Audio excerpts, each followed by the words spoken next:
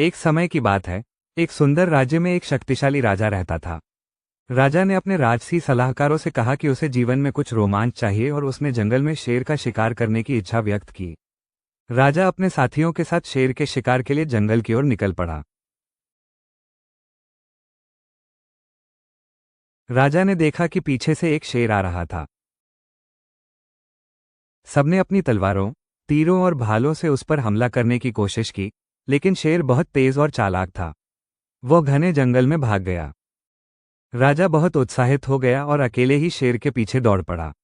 वो इतना दूर निकल गया कि उसे अपने सैनिक दिखाई देना बंद हो गए और वो वापस जाने का रास्ता भी भूल गया। जल्द ही सूरज ढलने लगा। राजा बहुत थका हुआ, भूखा और प्यासा महसूस करने लगा।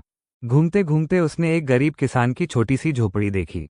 किसान बहुत दयालु और सरल स्वभाव का था। जब राजा ने मदद मांगी तो किसान ने बिना ये पूछे कि वो कौन है, उसका गर्मजोशी से स्वागत किया। किसान ने राजा को ताज़ा भोजन दिया और घड़े से ठंडा पानी पिलाया। राजा इस दयालुता से बहुत प्रभावित हुआ। जाने से पहले उसने अपनी असली पहचान बताई और उसे एक अंगूठी दी। राजा ने कहा, अगर तुम कभी मुश्किल में पड़ो तो यह अंगूठी महल के द्वारपालों को दिखाना। वे तुम्हें मेरे पास ले आएंगे। एक साल बाद किसान के गांव में भयानक सूखा पड़ा।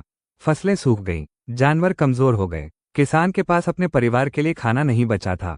राजा की बातें याद करके उसने महल जाने का निश्चय किया। उसने द्वारपालों को अंगूठी दिखाई और उन्होंने उसे महल के अंदर जाने की अनुमति दे दी। वो चमकते हुए हॉल से होकर गुजरा और उसने राजा के कई सेवकों को देखा। अंत में वो एक भव्य सभा कक्ष में पहुंचा, जहां राजा भगवान की पूजा कर रहा था और अपने राज्य व अपने लोगों के अच्छे स्वास्थ्य तथा ईश्वर के आशीर्वाद के लिए प्रार्थना कर रहा था। ये देखकर किसान ने हाथ जोड़ लिए और मन ही मन सोचा, मैं भिखारी से क्यों मांगूं?